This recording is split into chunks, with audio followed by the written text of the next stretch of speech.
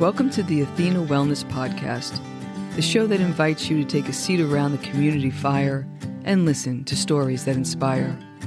I'm your host, Kathy Robinson, author, coach, and founder of Athena Wellness, a company that's dedicated to supporting you on your journey to live more wholeheartedly. Hello, and welcome to episode 87. Thanks so much for joining me. Today I'm joined by a good friend of the podcast, Dr. Robyn McIntyre, a New Zealand and Australian trained family physician, mental health counselor, and public health practitioner. Since moving to the U.S., she's also become a certified health coach and now focuses on behavioral change to optimize health and well-being. For our discussion today, Dr. Robyn draws on over 30 years of medical training to give us a masterclass on the immune system and shares her views on how to keep your immune system functioning well. We then talk about lifestyle strategies to enhance your wellness, focusing on physical activity, healthy diet, and sleep. I've linked up Dr. Robyn's website, drrobynhealthcoach.com, that includes a contact form in the show notes. And now on to the show. I hope you enjoy the conversation. Dr. Robyn, welcome back to the Athena Wellness Podcast. Thanks so much for being here today. Thanks, Kathy. It's great to be here again. You joined us for a wellness conversation back in episode 21. And here we are 7 months later, and we're dealing with many of the things that we discussed back in the springtime.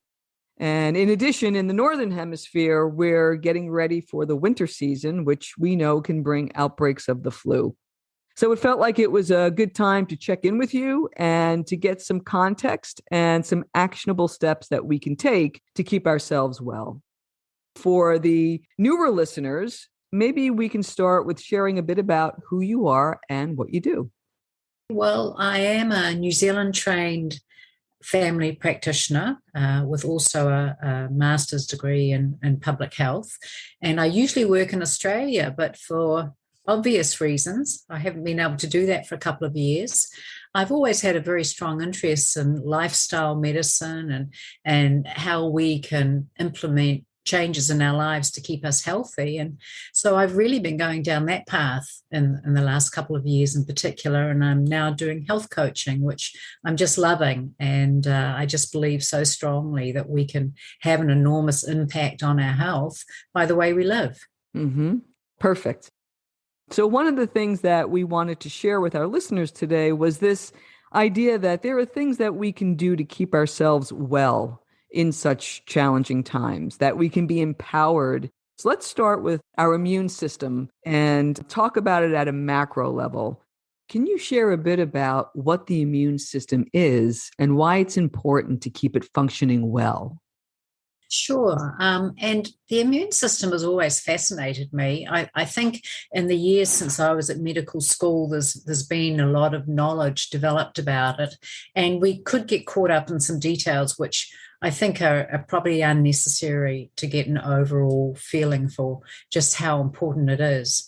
I mean, the first thing to understand is that the immune system is just that. It's a system. It's complex. It has many different parts and approaches that are intertwined and interwoven. Basically, the system in our body fights germs and foreign substances on the skin, in the tissues of the body, and in the bodily fluids, such as blood. It's got two main parts. There's the innate or general immune system, and then the adaptive or specialized immune system. And these two systems work closely together and take on different tasks. So if we just have a general think, first of all, about the innate immune system, this is the body's first line of defense against germs entering the body. It responds in the same way to all germs and foreign substances, which is why it's sometimes referred to as the non-specific or general immune system. So that's good and bad. It acts very quickly. So, for instance, a bacteria that has entered the skin through a small wound can be detected and destroyed within a few hours by this system. but it only has limited power to stop germs from spreading. So it's not as strong, if you like, or as efficient as the adaptive immune system. It consists essentially of three parts.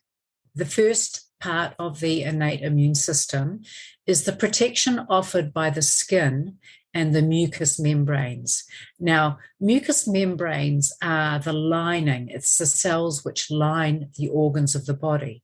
For example, the whole of the digestive system, including the mouth and the esophagus and stomach and further down, the respiratory system, including the nose, the windpipe, the lungs, and also parts of the genitourinary system, including the ureters, which connect the kidney to the bladder itself, and then the urethra, which is the connection between the bladder and the outside. Those are all mucous membranes. So the protection works in two ways. There's a physical barrier to the germs, which uses chemical substances like acid or enzymes, which are a type of protein, or mucus, which prevent bacteria and viruses from entering.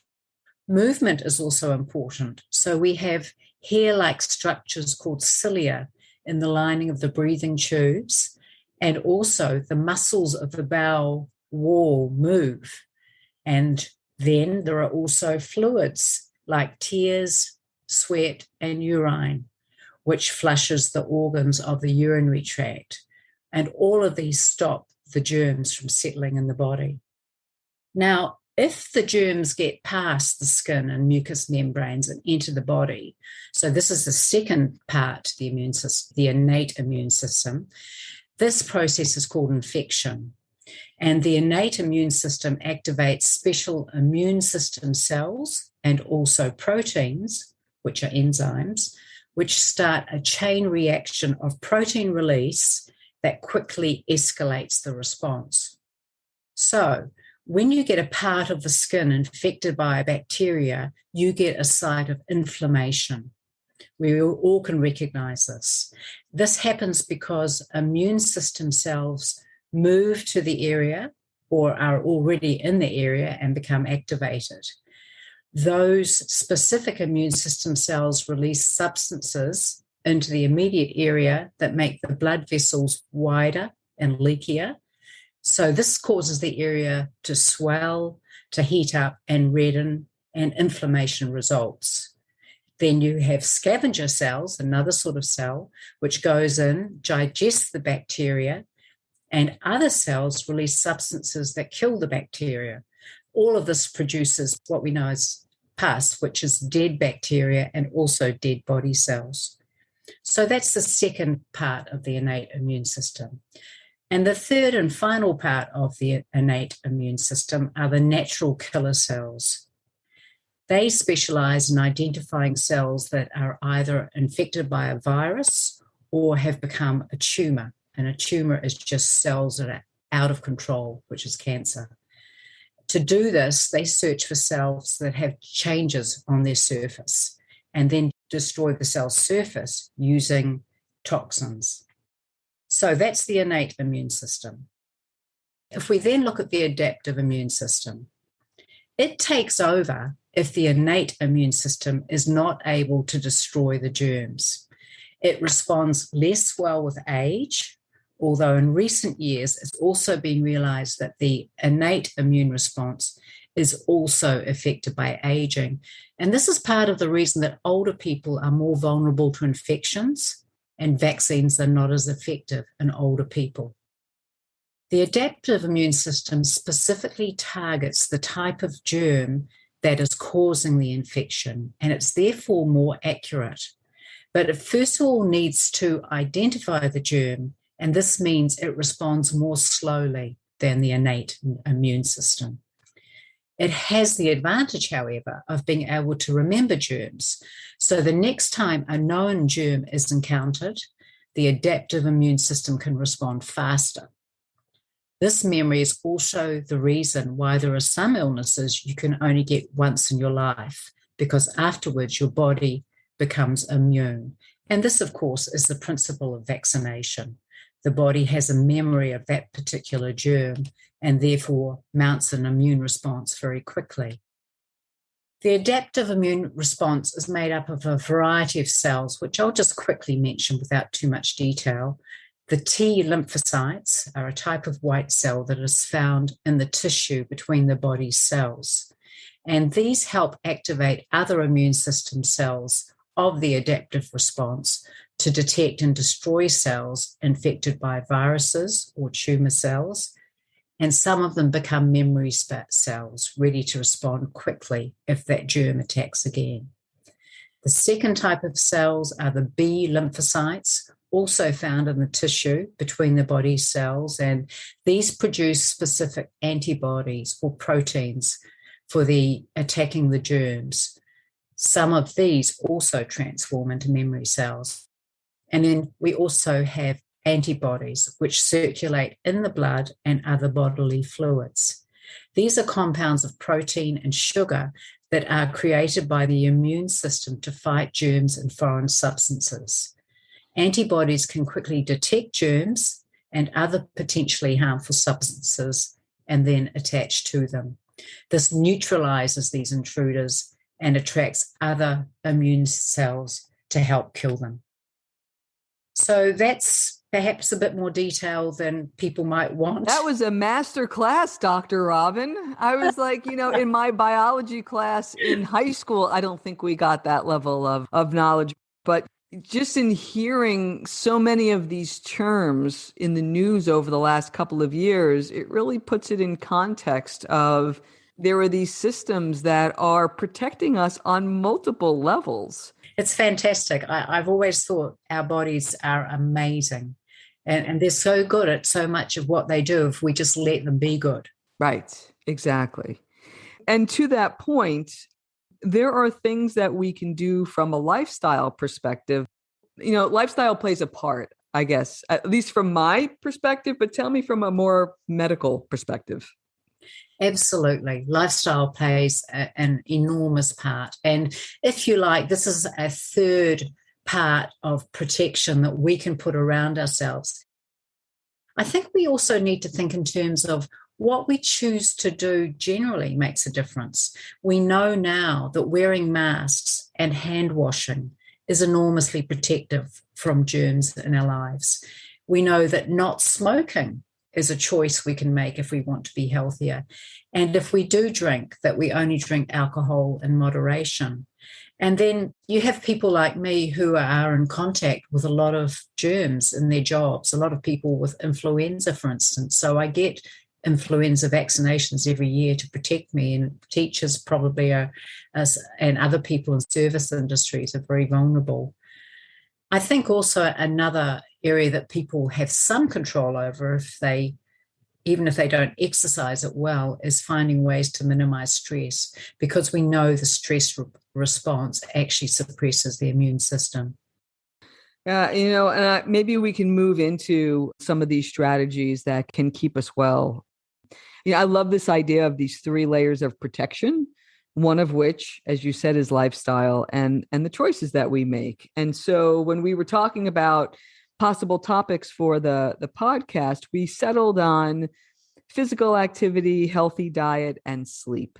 And so maybe we can talk about some of the what for context, even though we're well aware of some of the things that will keep us healthy, but really focus on strategies to help listeners with the how. Does that sound okay? Sounds great.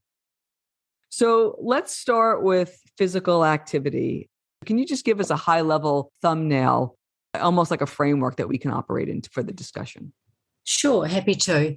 I think if we think about the benefits, in addition to supporting our immune systems, what are the benefits of physical activity? And these are increasingly becoming clear.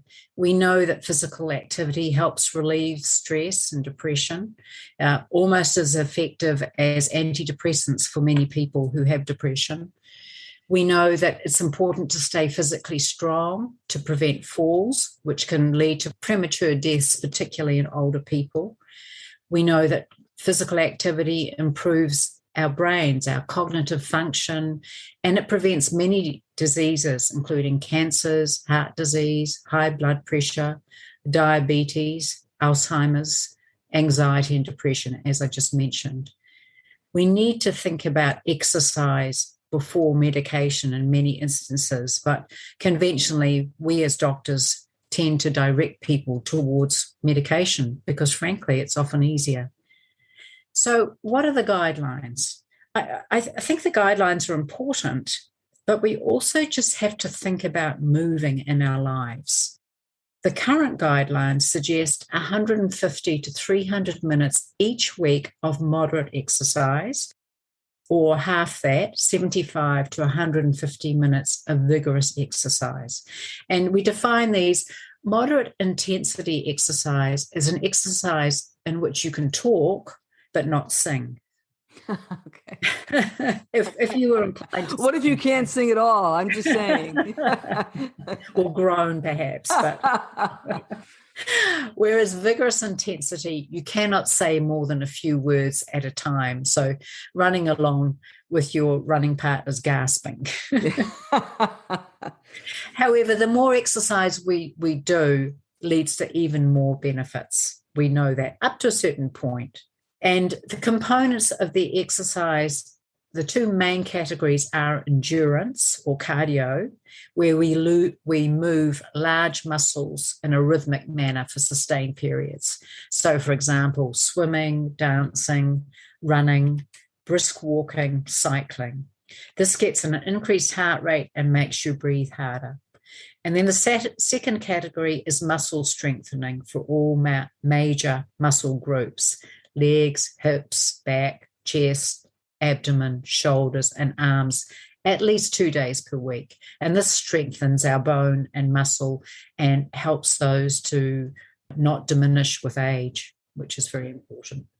Yeah, you bring up a good point of, I would characterize it as why we're exercising, right? So you mentioned a whole bunch of reasons, right? One could just be for mental health. Yeah. Getting outside, just having a break. One might be for disease prevention. One could be for training and doing something more physical. And the reason why that's important is that you get to adjust the intensity. So for somebody that's not a fan of exercising, taking a walk might be just fine if you're looking for a mental boost, if you're looking for disease prevention, rather than thinking, well, the only way that I can really exercise is going to a gym, and I don't like going to a gym, therefore I'm not doing anything. So do you agree with trying to identify the purpose and then fitting in the type of activity based on your goal, which is what you're trying to achieve, as well as what you like to do? Absolutely. And I think you're absolutely on the ball when you say something we like to do, because it's not sustainable unless we enjoy it. I sometimes think we get too caught up in the finer points of exercise, and really we just need to move. And doing a 30-minute walk 5 times a week is more than adequate to maintain health and reach these goals for most people. Mm-hmm. Yeah. So the next thing we were going to talk about was healthy diet, the importance of healthy diet. So again, for a little bit of context, would you like to give us a little 101? Sure. And I mean, diet has become quite a controversial area. The subtleties of a healthy diet are constantly evolving, and it will probably always be about fashions and fads with diets. But I don't think that's actually a bad thing, because it shows that people are interested and concerned, and we learn from all of those different patterns of eating. I think that we can make some statements, though, about diet. We know that what we eat is the main determinant of body weight. Unless you're doing a really extreme amount of exercise, basically what we eat determines if we're overweight. And being overweight is not good for health and immunity. I think we can also safely say, and there's consensus in the research and amongst the experts, that a diet of minimally processed foods comprised of mainly fruits and vegetables is optimal. Patterns of eating are also receiving a lot of attention these days, It's clear that periods of not eating are good for us physically because that allows time for the digestive tract to undertake its other functions like regeneration and repair, and ideally with a minimum of 12 hours per day of rest and 12 hours per day eating. That's a minimum of 12 hours per day resting. Because we're talking about our immune system, I think it's also worth noting that there's a form of malnutrition surprisingly common, even in affluent countries, known as micronutrient malnutrition, and that impairs our immune systems. Micronutrient malnutrition, in which a person is deficient in some essential vitamins and trace minerals that are obtained from or supplemented by diet, can easily happen in the elderly. Because older people tend to eat less and often have less variety in their diets. They're often quite set with the foods that they eat. So one important question is whether dietary supplements may help everyone, but especially older people, to maintain a healthy immune system. And older people should probably discuss this question with their own doctors. Mm-hmm. Yeah. I think we both agree that incorporating more whole foods and minimizing processed foods is a great idea. What are some strategies to be able to do that? Sure. I mean, I think simple things like eating brown rice instead of white rice or whole grain breads. I love this little trick that I learned from Dr. Rangan Chatterjee. Reading labels and having no more than 5 ingredients on the label of the food you're buying will reduce the chances that it is highly processed. That keeps it simple because those labels are complicated. Obviously, keeping away from preservatives and additives like colouring, and then avoiding processed sugar and sugar substitutes if possible. For example, diet drinks, which they have artificial sugars which disturb our metabolism and ironically actually increase the chances of developing diabetes because they increase insulin resistance. If you can, organic fruit and vegetables, although it can be expensive and they often don't last very long. But even if you just buy organic for the dirty dozen, have you heard of the dirty dozen? Blueberries, strawberries, the things that have no or thinner skin. Is that fair? I think that's fair. And it's because you can't wash the pesticides off them very well. So yes, strawberries, lots of the greens, spinaches and kale and collard greens. Actually, even apples and grapes and nectarines and peaches are in there. Bell peppers and hot peppers and celery and tomatoes are all things that come in there. And of course, winter is a time for comfort foods. But if you're going to have comfort foods, I always think go for a tomato sauce rather than a cream sauce for health. I use an air fryer quite a lot now for vegetables where you can use little or no oil. And I think that you can also pan fry in stocks as well rather than using oils. Vegetable lasagnas, shepherd's pie using lentils, raviolis with spinach, squash soups, lots of soups. You could do quite a lot of vegetables in soups. And then I've discovered eggplants, which can be very solid and great in things like moussakas, using nutritional yeast instead of cheese to reduce dairy. And then I make homemade muesli, which goes down very well in my household. It's got lots of fiber and long-lasting energy, and having it with nut milk. Mm-hmm. Mm-hmm. Let's get into our third topic, which is sleep. You want to give us a little tutorial on sleep? Sure. Well, I mean, there's great information out there from many sources. The consensus is, in fact, that this may be the one single most important health improvement we can make, having enough good quality sleep. Because we know that even one night of bad sleep can sufficiently impair the immune system that an infection can take hold. We've got to remember there are different stages of sleep, with REM or rapid eye movement sleep later in the night. And it's important to stay asleep long enough to get that full range. We need a good sleep to function well. This can affect our ability to learn and absorb information or concentration the next day. It's also normal to wake up many times during the night as we pass through those different sleep stages. So the only concern comes when we can't get back to sleep. The amount of sleep we can need in our lives will change over time. We might be night owls who cannot wake in the morning as teenagers, but we can become morning people as we age. And we need less sleep in summer, but longer in winter. I think oftentimes people really don't realize how much sleep they need, and whether they're an owl or a lark, whether they like staying up late or getting up early, until they can break down some of the social constraints around their sleep. So a camping trip, for instance, is often a good time to find out what you really are. I was really interested to learn that the half-life of caffeine is 4 to 5 hours. So that means 5 hours after you've had a cup of coffee, you've still got half the coffee left in you. And 5 hours after that, you've still got half of that half. So you've still got a quarter of that cup of coffee in you 10 hours after you've had it. And that's why the midday no caffeine rule tends to work for us as we get older. Because, there are many different things that we can do to improve the quality of sleep, some of which I'm better at doing than others. Avoiding bright lights at night, especially bright overhead lights between 10 o'clock at night and 4. If we see bright lights then, apparently it disrupts our circadian cycles. And if I get up in the night, I'm always trying to just put on the softest light I can to not wake me up too much.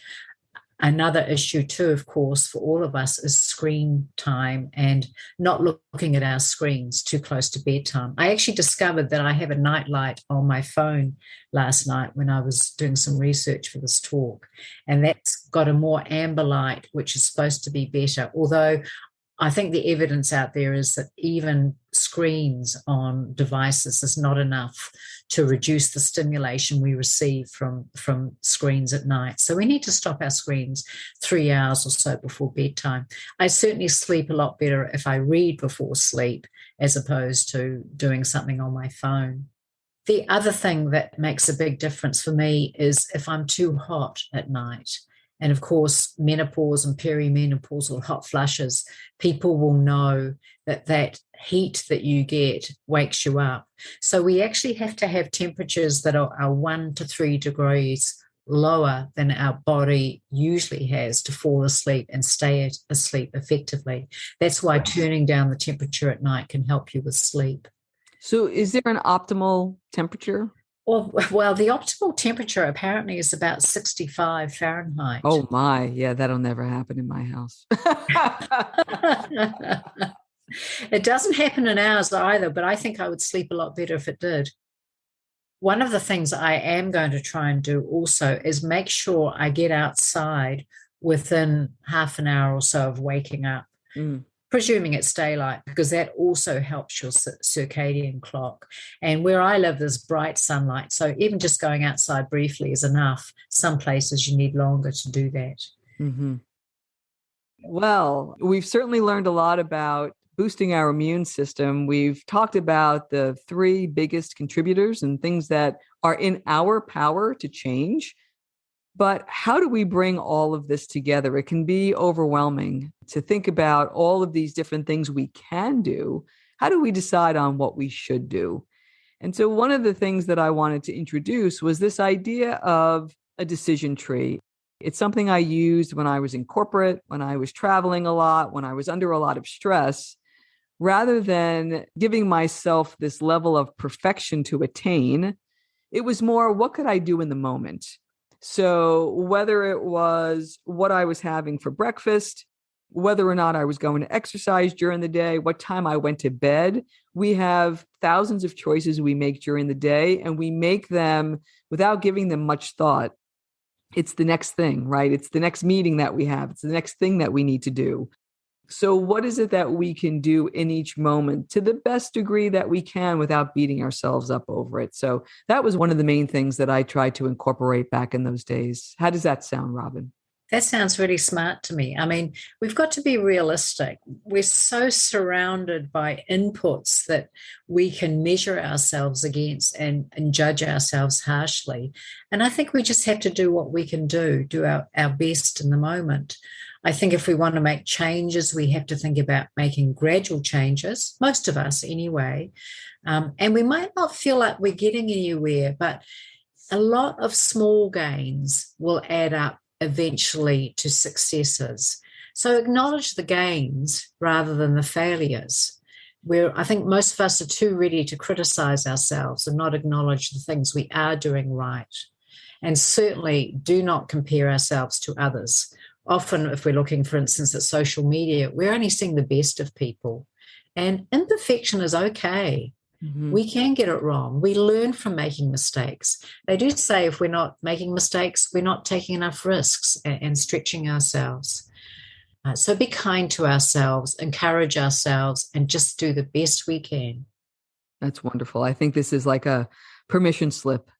And I agree that the experimentation and also having some fun with it and just learning and making adjustments. I mean, everything that we've talked about, we've learned about ourselves, and we're making little adjustments as we go forward. And in a year, when we have a follow-up conversation, there'll be more things that we've learned during the year that we've incorporated.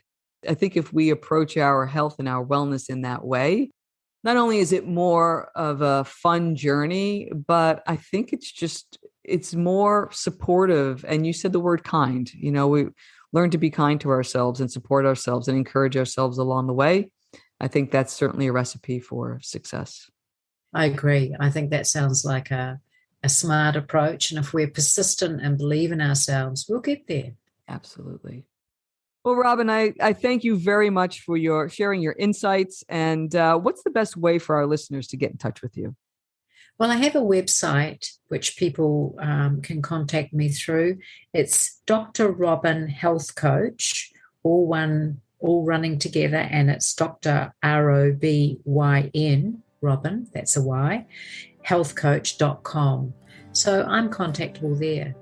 Very good. I'll put a link in the show notes. And thank you so much for joining us today. Really appreciate your time. Thanks, Kathy. I really enjoyed chatting. Thank you so much for joining me today. I know there are many ways you can spend your time. Thank you for choosing to spend it with me. Until our paths cross again, be kind to yourself and show your warrior spirit some love. If you know anyone who could benefit from today's episode, please pass it on. And many thanks for supporting the show by subscribing and leaving a review. It means a lot, and it helps others find their way to our circle. If you'd like to access the show notes, have a question you'd like addressed on a future episode, or would like a transcript of this episode, visit www.athenawellness.com/podcast. Until next time, be well.